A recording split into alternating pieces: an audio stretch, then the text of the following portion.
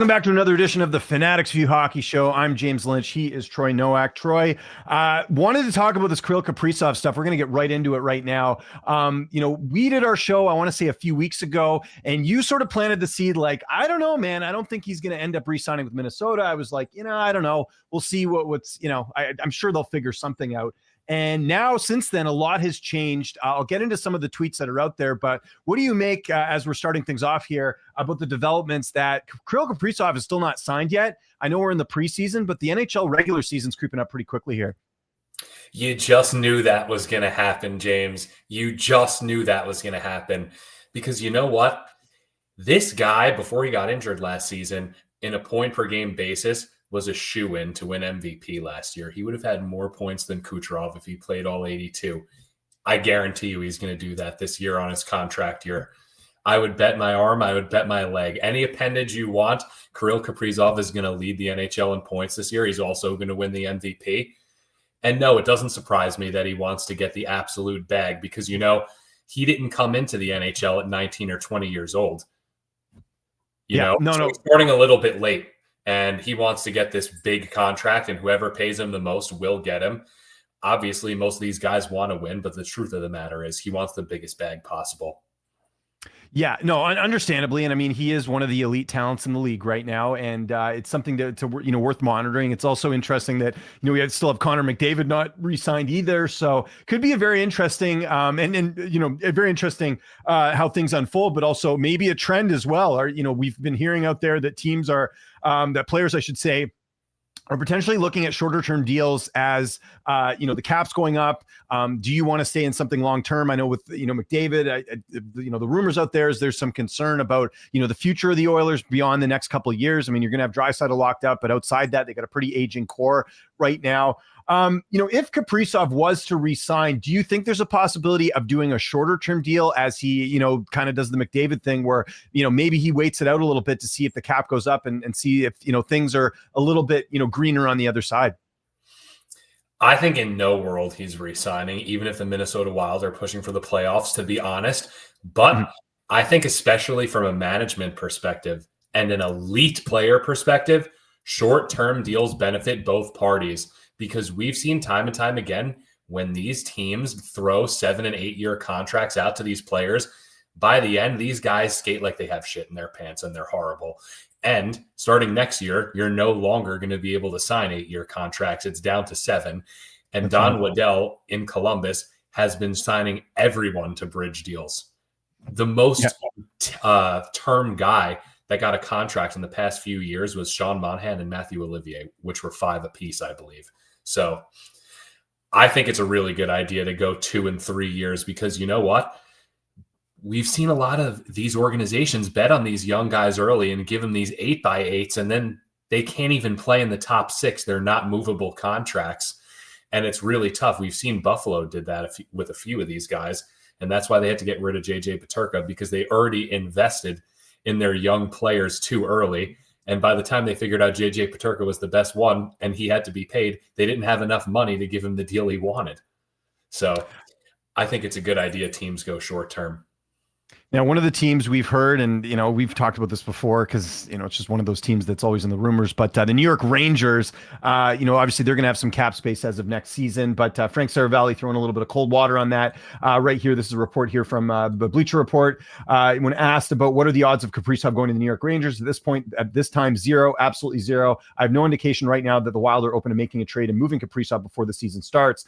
Now, at what point, like we talked about this before, if he isn't signed, like, is there a deadline, do you think, for the Wild where they're like, look, if we're not signing him, we have to be open to figuring this out? And what you don't want to have happen is the situation with Matthew Tkachuk where the Flames' hand was sort of forced and maybe they didn't get the return they wanted. Obviously I think at the time people were happy with the trade, but is there kind of in your mind a deadline where if this keeps going on, what does Minnesota have to say to Kaprizov's camp and be like, look, like we need to figure this out. Otherwise we have needs that we have and we don't want to get a bad return. Do you think it's that halfway point in the season? Do you think it's, the start of the season if he's not signed? Where do you sort of put that deadline at?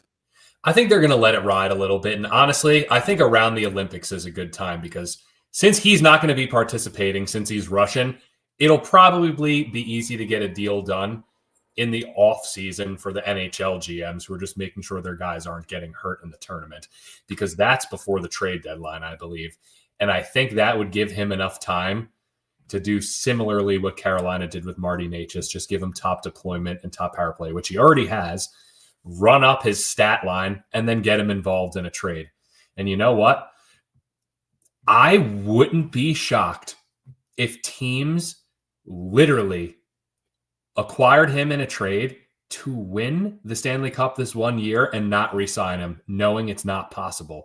I think there's a team out of left field in the middle of the season that's a serious contender. What is Kaprizov getting paid now? About 8 and change or 9 and change? Yeah, let's go look it up right now. I'll find it. But there are teams that believe that they're on the cusp that would make that risk, in my opinion. And yeah, they would have to give up an arm and a leg, but a Stanley Cup is priceless. Yeah, it's true. I mean, we don't see it too often where, like, you know, a star player like this is traded as sort of a rental. But, you know, again, if you want to go all in, if you're a team that you believe and, you know, you're on, you know, sort of a hot streak, you know, why not go all in and see what happens? You never know what can happen in the playoffs, right? We've seen it time and time again. And think about this. Yeah. It would be absolutely insane. But could you imagine what the Colorado Avalanche would do with Kirill Kaprizov coming in to win now, to just finish out his contract knowing that he has to walk?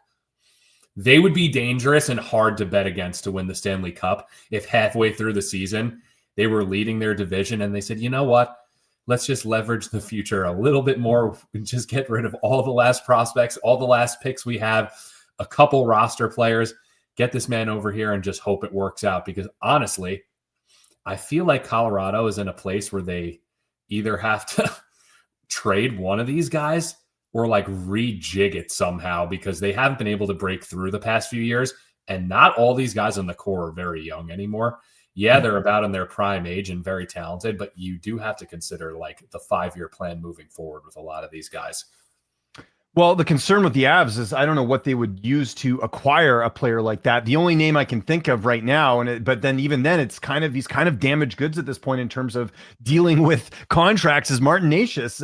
You know, again, they acquired him, and now we're hearing that he might not even stick around. They haven't come to terms, and you know, this is now 2 teams that we've seen where Necas is, you know, complained about ice time and contracts and stuff. Like, I don't know if that's appealing. I mean, again, if you're pinned into a corner and Minnesota needs to get something, maybe you make that trade. But I just wonder right now, is this a guy you even want to bother dealing with? Because it just seems like he's never satisfied. And then the other thing I'll mention, you can see the picks there. No first, second, or third round picks for the Avalanche this season. Next season, they do have 2 second-round picks and a first-round pick. So maybe that's appealing. So yeah, it's interesting to see what happens. I didn't realize the Avs they don't have any picks this year. This is going to be a strong draft too. So this might be something that bites the Avalanche in the butt, just because this is one of the stronger drafts. So we'll see. But yeah, again, like we're seeing that teams, you know, again, pull at all stops and try and make trades like this happen. Sticking with, you know, people that aren't signed yet. Luke Hughes is another name that we're hearing. You know, got a report here from Daily Faceoff. Devils and Luke Hughes a ways apart in contract negotiations. Now, this one I think they will get done. Obviously, different situation here with Luke Hughes in that, you know, RFA, so they do control his rights and everything. Pierre LeBrun updating here saying both sides in Luke Hughes negotiations spoke again Monday night in an effort to find some leeway. Both sides still need to find more common ground, still a ways apart. I wonder what type of contracts he's looking for. Because again, with him, kind of like his brother, there's just such a small sample size. I can't imagine the Devils are lowballing him, but I like, is Hughes asking for something crazy? I do wonder that. This is the rumblings that I'm hearing. They want to all line up around Jack Hughes's contract. Mm-hmm. And the idea that all of them are going to play together in New Jersey is insane to me. They can all go play somewhere else. It's the honest truth. When all their contracts expire, they can just choose what situation fits them best. Because if you put 3 players that talented onto one team, they really only need a good middle 6 and reliable penalty killers. And you just inject that talent in. You can take a team that's a playoff contender and turn them into a Stanley Cup contender easily. And, you know, I've been saying this from the beginning. The Devils are secretly shopping Dougie Hamilton to open up that space. It's the truth. But, you know, he's similar to Noah Dobson. He's big for nothing. He's soft in front of the net. He's a power play specialist. He's a 6'6" Shane Gostisbehere. And that's why the Carolina Hurricanes got rid of him. Yeah, no, you're exactly right. But again, it's just interesting. We have so many names here that aren't re-signed. Another name too, Mason McTavish. That's a name. All indications are Anaheim does not want to trade him, but he's another one that's out there. So a lot of sort of things to keep an eye on as we head into training camp. Well, we are in training camp right now, but as we're sort of heading into the regular season and kind of keeping tabs on that. But yeah, you're right. Like I've heard that too about the Hughes brothers maybe wanting to play in a different market. But I just wonder, I wonder from the player standpoint, is it location? Like obviously, we keep hearing the Rangers because that's like a marquee market to play in. I wonder, you would know better than me because you're obviously American, but do you get a sense of where players are wanting to go in terms of like big markets? Because to me, it would either be like you want to go to a big market or you want to go somewhere where you can win. Are there any sort of teams that would be appealing for, say, a situation like the Hughes brothers, in your opinion? It's hard to gauge because you are Jack Hughes has 5 years left on his contract. So you are projecting what team is the most appealing in 5 years and also will have cap space. Mm-hmm. So off the top of my head, if I'm trying to predict what 5 teams will be relevant in 5 years and be in the mix, we're probably talking the Columbus Blue Jackets, of course, the Devils, if everything actually goes right. If everything actually goes right with the Devils, they could be one of them. The Ottawa Senators and the Ducks. Right. Yeah. So could I see them all going to Canada? Not really. Could I see them going to the Ducks? If Joel Quenneville in 5 years establishes massive success, which he's done everywhere in which he's gone, a lot of people forget he put together the building blocks of the Florida Panthers before he had to leave. And then Andrew Brunette took over and more or less reaped all the benefits and the acknowledgement of turning that team completely around. He was the assistant coach that was running the system in place built by Joel Quenneville. And that's, you know what I'm saying? He won. That's something a lot of people overlook. They're like, oh yeah, he won Stanley Cup with the Chicago Blackhawks. He legitimately turned the trajectory of the Florida Panthers franchise completely around. And the infrastructure was so good that his assistant coach was able to keep it in place and just let it run. Well, I'll push back a little bit on that because I think that had more to do with Bill Zito and the Tkachuk trade. Like that's really where the tide turned. Like a couple of the moves that they made, getting Sam Bennett, getting Sam Reinhart, getting Tkachuk. I think Bill Zito, deserves probably the most credit. But you're right, the system that was in place by Quenneville certainly helped them. But I would push back a little bit, and I'll actually add something else to your point. You're talking about winning everywhere. People forget Joel Quenneville won a Stanley Cup with Colorado, even before he was with Chicago. I believe he was an assistant with Mark Crawford when they won the Cup with Patrick Waugh. So again, this is a coach that you're right has not really experienced any sort of any sort of failures as in his NHL career. So that could be one. Yeah, I am curious about that. One name you didn't mention, and I do wonder how quickly they can turn things around, is San Jose. I do like some of the pieces they're putting together. Some of the guys are overpaid, but the thing I like better about San Jose than say Chicago is at least they're putting good supporting cast members with these younger players. Like you're getting a Tyler Toffoli, you're getting a Jeff Skinner, you're getting some guys that are there that are going to help out. I feel like Chicago, I don't really know what their plan is. Like they haven't done really anything other than get a new goaltender in the Seth Jones trade. But I wonder how Bedard's going to bounce back this year. So what do you make of sort of those? Because Chicago would be another one that I would think is like a big market, but they just look like they're still kind of stuck in the same spot of a rebuild. Yeah, I think it's gonna be time that Chicago gets a new general manager because most of these guys during the rebuild don't get to see the whole thing out, especially in the front office. And speaking of the front office, I think Mike Greer deserves a lot of credit because he traded Timo Meier. He avoided signing that gigantic contract that he's underperforming. And he also got rid of Erik Karlsson after a career season and did the right thing. He ripped the Band-Aid off. It was ugly for a few years. And to be fair, it's still ugly now, but the future is way more promising now, and they have a lot more cap flexibility. And yes, I didn't put them in my top 5. In the next 5 years, I think they'll probably be more relevant in 7. Saying this as a Blue Jackets fan, seeing the rebuilds take very long in front of my eyes itself, it really does take 5 to 7 years unless you hit the jackpot on one of these prospects. And we've seen the Columbus Blue Jackets have hit the jackpot on a couple of these prospects recently. So that's why I think this is the season they're going to make the playoffs for sure. And then they'll continue to make the playoffs for many years to come. Yeah, it's we'll have to see sort of where some of these teams are going. This is going to be a very interesting season, as we've sort of talked about here, kind of leading into things. Just going through some other stuff that's going on in the news right now. Again, we're training camp stuff. Actually, maybe since we got you on here, Columbus Blue Jackets. I'm sure you've been keeping tabs on what's going on with them. Anything interesting from training camp? Any, obviously, if we kind of look at the roster here. Oh, I got a really good one, and I'm sure Okay. all the fantasy heads really know this already.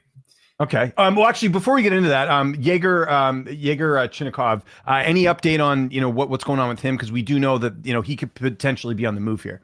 Don Waddell told him to his face, "You're under contract. You better come in shape, or you're not playing." Mm-hmm. And he said, "Unless it makes sense for us to trade you, we're not going to do that. I'm not getting bullied around by you." And then he went in front of the media and was like, "I'm motivated to play hard." And then in the first open skate, he was playing with Marchenko, and they were like, the reporters were joking with him. They're like, "Oh, how'd you like your line mates?" He's like, "Oh, I love my line mates," because obviously he's playing with the most skilled Russian player on the entire team. And then the other thing is, albeit planned, Elvis Merzlikins looked horrible, and Jet Greaves continued the other half of the game and looked exponentially better. And I have been calling this off the get-go. Jet Greaves is the sleeper of the season in fantasy hockey for goaltending. That is 100% sure. Elvis is cooked. Yeah, I think so. And then you just wonder what they're going to do with him. Is there a team that's willing to take that risk of getting Elvis? I mean, would it have to? I mean, just looking at his contract right now, would there? And Ivan Fedotov looked really good for Columbus. Yeah, well, a lot of promise there in his game versus the Blues. Yeah, we haven't talked since that trade. I thought that was a savvy sort of pickup there. Just again, because this really looks like Merzlikins is getting moved, right? Like that when they acquired Fedotov, when they acquired him from Philly, I thought, it's just sort of a signal that like Merzlikins better do something amazing, or they're going to try and move him a little bit, right? So yeah, and then this is another thing that's slept on in the Kirill Kaprizov conversation. Clearly, Ivan Fedotov was acquired to replace Daniil Tarasov as our 6'6" Russian goalie with potential. That's not proven, right? Mm-hmm. But the Columbus Blue Jackets have the most Russians on one team in the NHL. Clearly, Don Waddell thinks him being around more Russians is going to get the best out of him. Marchenko and Voronkov joke. They're like, he's our Russian giraffe because he's 6'6" and he's like a pencil under that goalie gear. And you know what? When Kaprizov eventually hits the open market, I wouldn't be shocked if he landed here, because Columbus will have the salary cap to absolutely pay him whatever he wants. And what's more appealing than playing with a bunch of your fellow countrymen? Because if, honestly, you couldn't put Kucherov and Kaprizov on the same top line because no one would play defense, right? But if Russia was in the Olympics, Marchenko, the right-handed shot, Kaprizov, the left, they'd probably be on the same line together. Say like Ovechkin, Kucherov, Kirill, that shit would be crazy. And I think it's a realistic possibility, because this is one of the few teams that could pull off a trade, or if they hit the open market, they could just bid. Yeah, Columbus is in very good shape. Again, you look at the pretty balanced lineup, lots of cap room, and picks wise, I think you guys have a lot of stuff here too. Yeah, you still got your first round pick for this year, no second round pick. Got a couple picks coming up here, so that's one thing. Like a lot of these teams have cap space. Do they have the capital to use in a trade? Not many can do that, but Columbus is certainly on that list as well. Anything sort of standing out early on? We talked about Merzlikins. Oh yes, there is one that really, really intrigues me. Yeah, let's hear it. Dmitry Voronkov. So this is Dean Evason's thing. He loves challenging the players, and obviously we know he's a hard-nosed guy because he likes fighting, and you just see his facial expressions on the bench. The guy's an absolute lunatic. I love him. So similarly to Chinnikov, he challenged Voronkov to come back in insane shape and up his pace massively.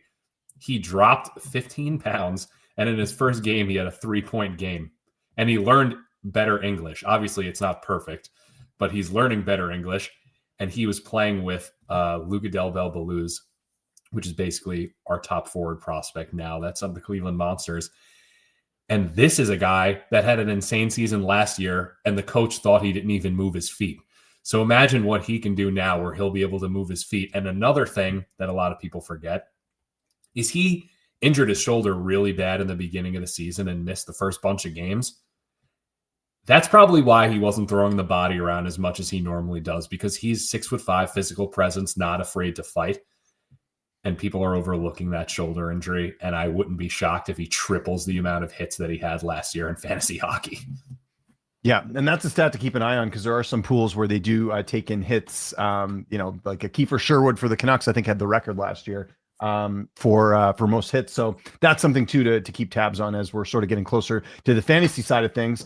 And then one other thing I wanted to mention too, just also in the news right now, if you guys aren't following NHL Rumor Report on Twitter, this is a great account that basically transcribes all the stuff that the insiders are saying. So a couple things I wanted to touch on. The first one was the here's the Mason McTavish one that wanted to just get an update there. Pat Verbeek has been extremely reluctant, if not outright refusing to consider trading Mason McTavish, because there would be a ton of interest. I don't think he gets moved, but I do wonder if they don't get that long-term contract as well for what we just talked about, where some of these guys want to see if they have options as well. I touched on it briefly there, but what do you make of the McTavish thing right now with Anaheim?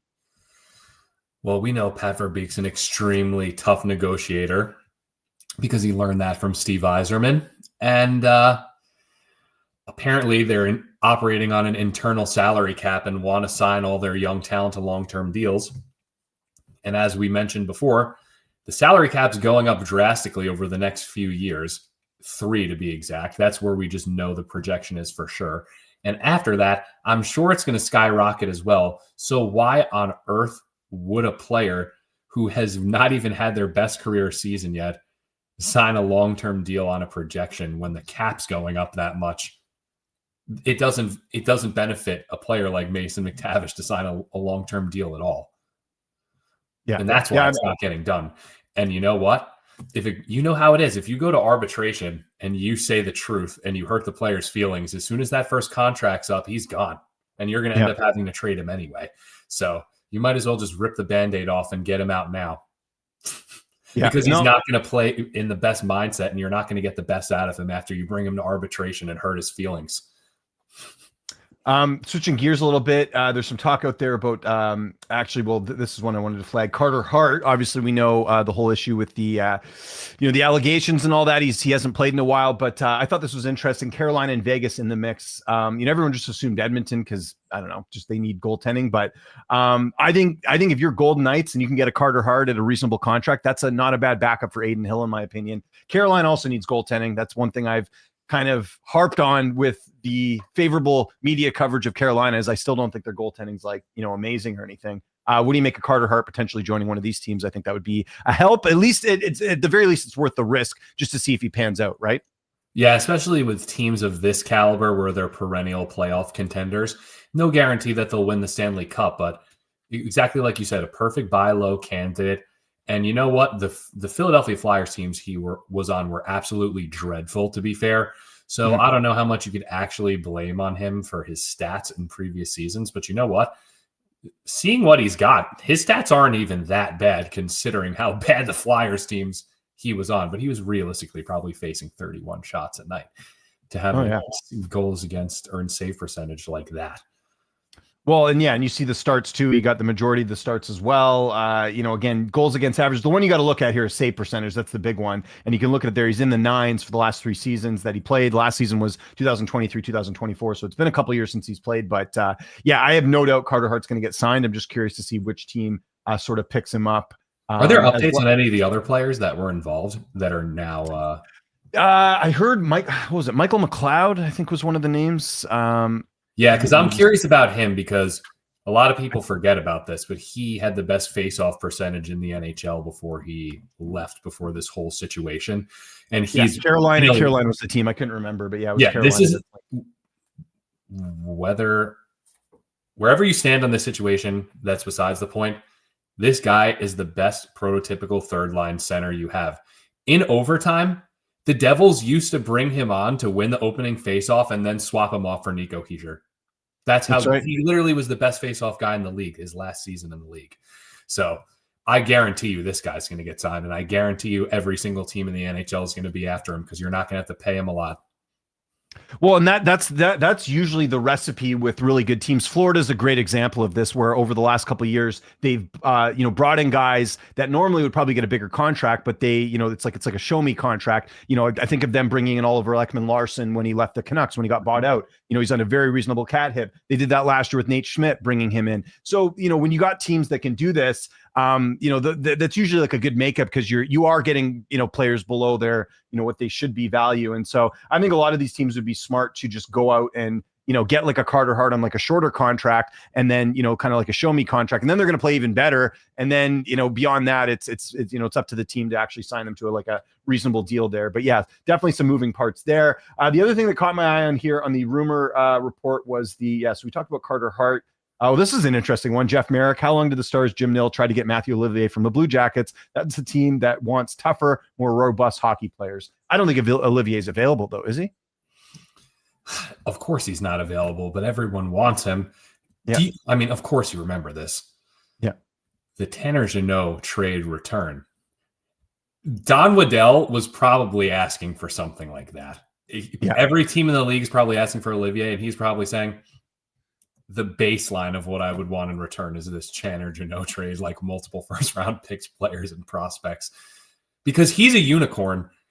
He's a right-handed shot. He fights. He can actually kill penalties. It's not like he's just a fourth-line guy that intimidates people. Like he's actually a serviceable player at 5-on-5 as well. And you know what? With all the young guys on the team, you need players like him and Gudbranson to protect them, because there's so many times that he actually is on the ice with some of the young guys and he has to throw down. And we saw he's arguably the heavyweight champ in the NHL, and he's only 6'2". He's undersized in the majority of the fights that he's in, and he beats the brakes off of everyone. Sticking with Columbus, I saw this, and I'm actually going to see if I can find the trailer right now. Werenski and Monahan among the stars in the face-off inside the NHL. So did you watch? I'm assuming you watched the other series before that was on the Inside the NHL. Of course, there's that famous clip with McDavid just yelling at his teammates. And the one on Amazon. Yeah, exactly. Yeah. So I'm interested. Actually, I'm going to find that trailer right now. But you got to be happy to see some of your guys here in the new season. Finally, this Columbus team, you might as well just strap a rocket to their back, because last year they were kind of the sob story of the NHL. Everyone was rooting for them.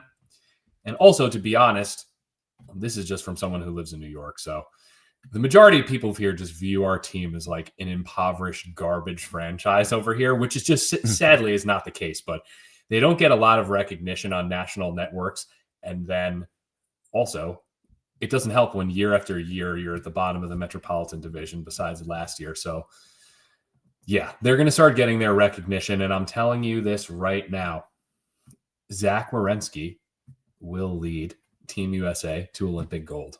He led the Four Nations in points last tournament, which was massively overlooked. And he didn't even start the tournament on Power Play 1. He stole that role from Adam Fox. And I'm adamant about this. Please don't bring Adam Fox to the Olympics. We don't need another undersized offensive defenseman if we're going to bring the Hughes brothers or even just one of them. Adam Fox can't be on this team. Yeah, I can't wait. I keep forgetting we got the Olympics coming up. That's going to be great to watch. I don't know if we can get the audio. Well, actually, I don't want to get booted off here either. But here's the trailer right now. I'll probably just leave the audio off just so we don't get booted. But this is the upcoming season. This is good. I enjoyed, obviously they've done this with Full Swing with golf, and I think there's just so many good personalities in the NHL that this is such a good opportunity for them to, for the casual fan to get to know what these players are all about. And they actually did this. Obviously we remember the HBO series they did ages ago, but even before that, ESPN did one where they followed a team around for the season. There's one they did with the Avalanche. It's similar to this type of thing where it's all like behind the scenes, but the Columbus Blue Jackets YouTube channel it's called Behind the Battle, where you'll see a lot of behind the scenes stuff. You'll even see Don Waddell calling other GMs up on the phone and hashing out trades in some of the videos, which is crazy. I like that stuff. Yeah, it's awesome. No, and then you'll even see the assistant GM running it by other guys who'll be like, I got to run this by ownership quick. We need to do this, but I need the 100% okay. All that sort of stuff. I think that's awesome. And the Kachucks being in this is massive. A lot of my friends that aren't super into hockey, but they'll go to a hockey game if you get invited. When Four Nations happened, when you get nations involved, obviously they're paying attention. and they thought the Kachucks were the coolest players ever. So it is imperative that they're involved in this. One other thing you and I haven't talked about, the Rangers naming JT Miller captain, which, obviously is big news here because the whole thing was, well, he didn't get along with Pettersson and all that. And then they have this, let me find the t-shirt. You've seen this, the no BS thing. Have you seen this? No. Let me find this. I think it's criminal that they didn't give the captaincy to Vincent Trocheck. I understand cumulatively over time, JT Miller has spent more time on the Rangers, but he just stepped into the locker room. Not giving that to Vincent Trocheck, who's the heart and soul of that team, is crazy to me. Yeah, so here are the shirts they made. No BS. It's in the Rangers lettering. And they went with JT Miller as captain. Now, I will say this does make sense from the perspective of Drury, made this massive trade last year. He's wanted Miller forever. He wants sort of that sandpaper, in your face type, captain and all that. And I get it. Trust me. That was one of the reasons I was glad they picked Miller over Bo Horvat at the time. Obviously, if I would have gone back in time, we would have kept Bo Horvat. I think that's fair to say. We knew it was all going to end up like this, but I think that this is a way of saying that Drury is really this is, he's sort of, this is how he wants the team to play. And I think it sends a message to the players and the team that look, we're past, the old regime. This is the new regime with Miller. So I understand them making captain. I just think, I wonder how this is going to play out when you start to get highlights, which we'll see if they come to fruition, of JT Miller not playing defense. That was the thing that frustrated Canucks fans the most, was there's so many clips of him just not giving it his all in certain instances when it comes to back checking. And if you're a captain, you probably need to do that if you want to set a good example. So I'm waiting for, we'll see. I don't know how the Rangers are going to do this year. We'll obviously do some projections sort of later on, but I do wonder if things go bad, if that stuff gets magnified, because it was already magnified in Vancouver. It will get magnified in New York as well about his defensive deficiencies. So, yeah, I think the player on the Rangers that's really on the hot seat's Panarin, because I believe it's his contract year. It is, and I'm pretty sure that Drury's going to let him walk. One, because of his age. Two, because how much he's already paid. Because he's going to have to get paid equally of what he's paid now. Maybe not more, but I wonder if he's even going to get 11. What did he get last year? I was trying to even remember. I don't maybe I'm wrong, but I don't remember him lighting. I want to even see what his stats were last season. So, he only got 89 points last year.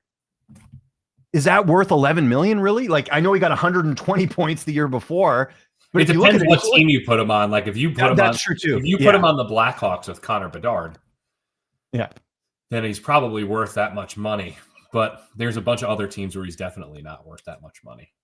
He hasn't broken. He's only broken 100 points one time in his career. He's got 90 points. Twice? So he's gotten over 90 4 seasons actually, because he got it in 1920.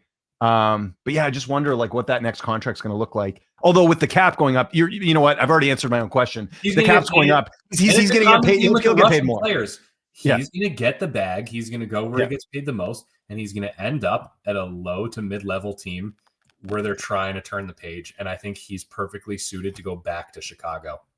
Yeah, and he's just out of that range too, where it's he's too old. He's 33, right? Which is kind of on that cusp of once you get to 35, it's okay, you're getting up there in age. But 33, I guess he'll be 34 by the time they they get the trade for him. He's just on the cusp of him. You don't want to sign him to too long of a deal.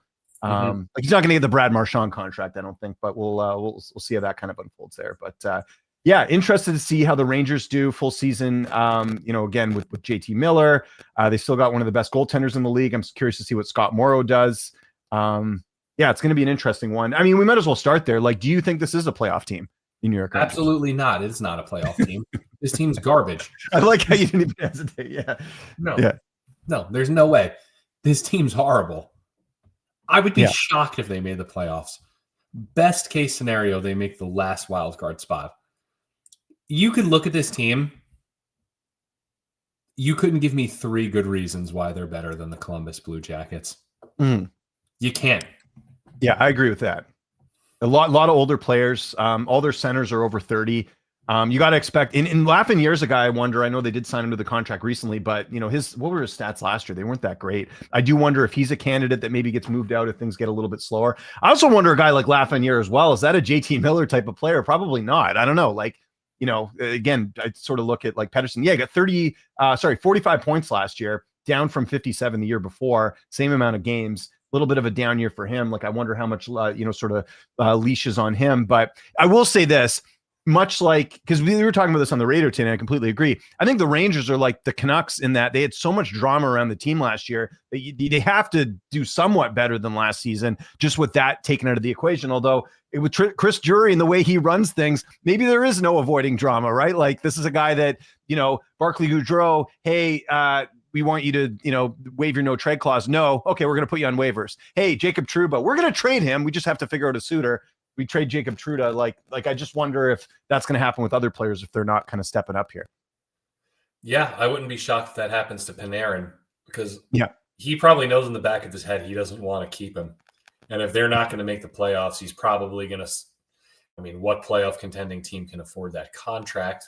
They'll probably have to retain some salary to get a little bit better of a return. But I feel like they're probably going to end up trading him at the trade deadline, because also – he's not in the Olympics and he's not going to accidentally get injured. And when these teams go to the Olympics, players are going to get injured. So teams that we don't think need high-end wingers in certain roles, they magically will.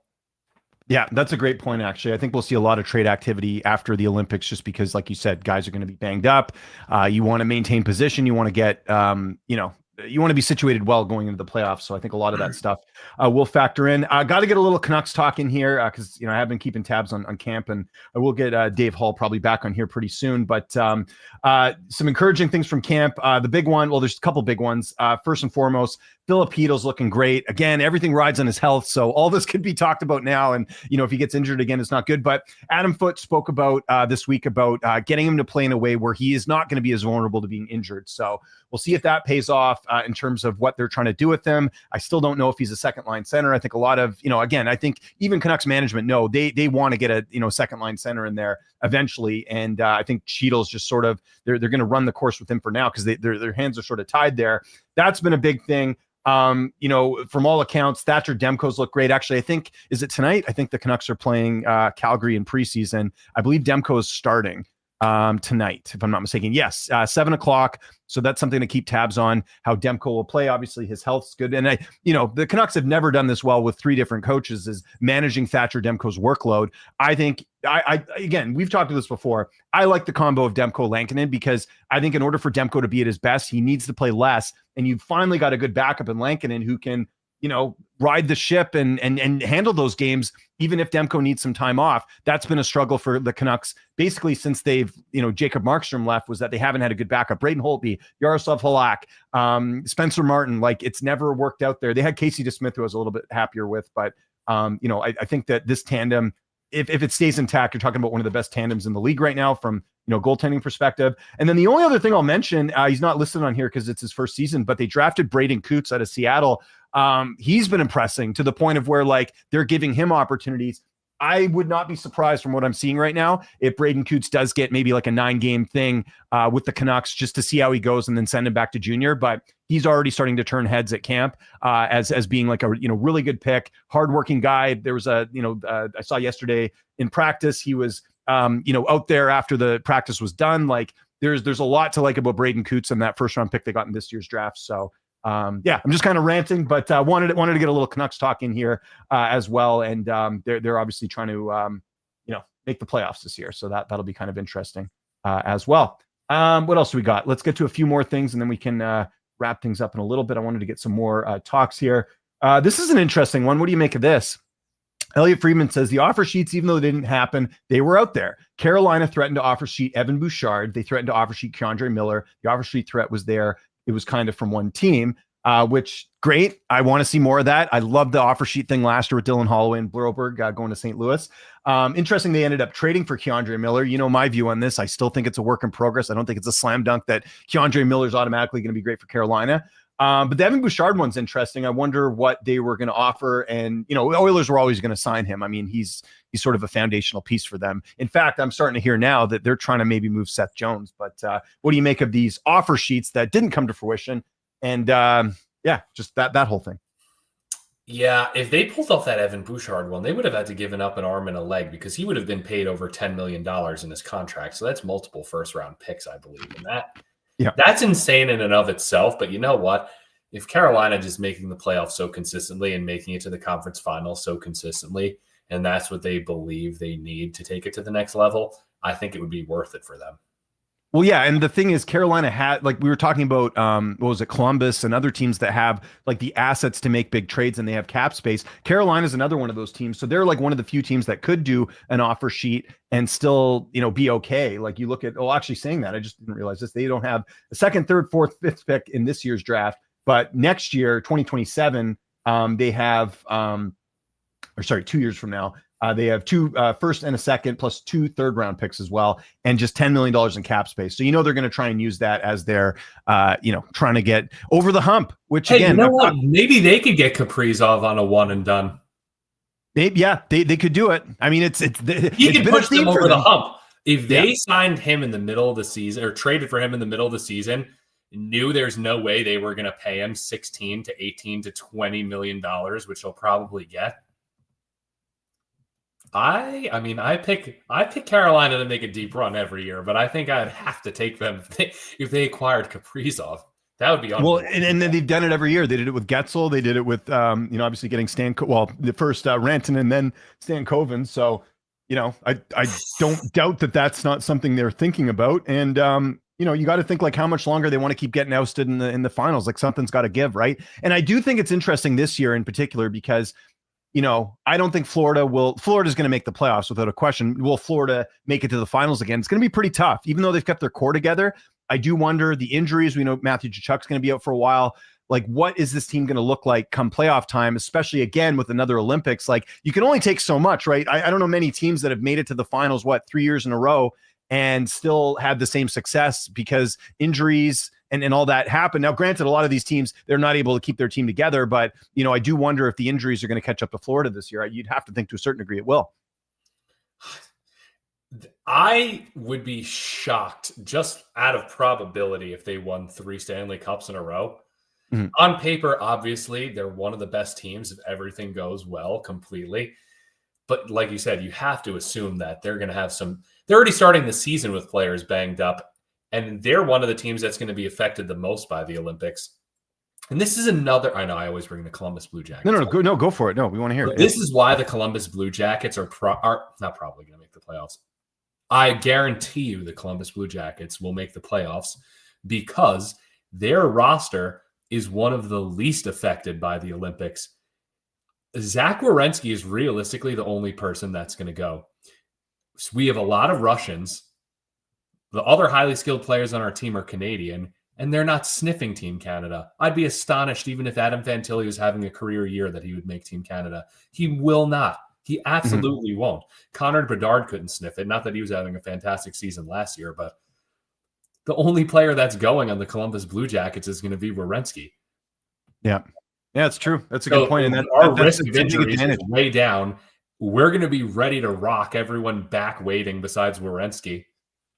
Give him a couple rest games with Matejchuk on power play 1, lower his workload for a week or 2, and get him right back.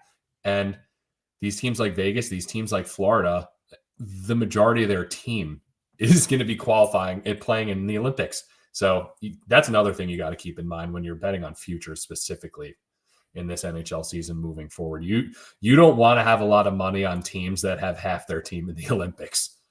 Well, and that's good for fantasy as well. If you're doing like a season-long pool, like the one that we do as well, you have to factor that in. That some of these guys are going to be going to the Olympics. Like maybe they're not going to get the production after the Olympics, right? Like, or they could be banged up, or these are things that have to be factored in when you're drafting your team, right? So it's worth noting, I think, from a fantasy perspective of, if you're going to draft a Connor McDavid, like just know that like he's got a really tough season, and not to mention like I can't remember. I'd have to go back and look at the history of this, but like when has it been where you've had 2 sort of back-to-back international competitions like this in a row? You don't get that too often, right? Yeah. Usually there's even 2 that people care about, because even if there is, it's like the IIHF, whatever.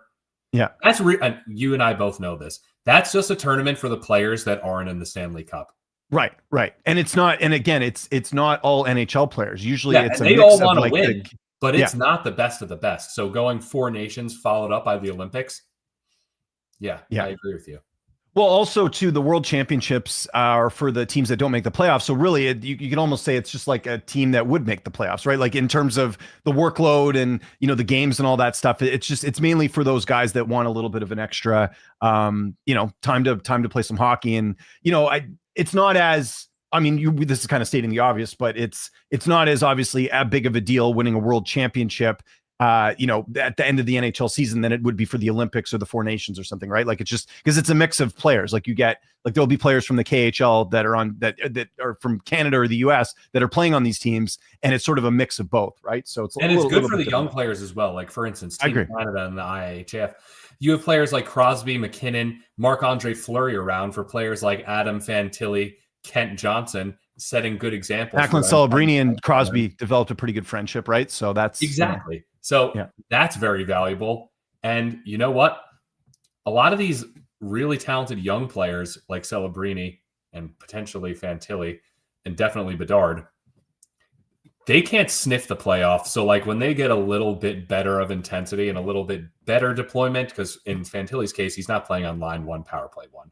So when he's playing with his highly skilled players as like a McKinnon or a Crosby, it is an exponential level up from even the most skilled players on the Blue Jackets and Werenski and Marchenko.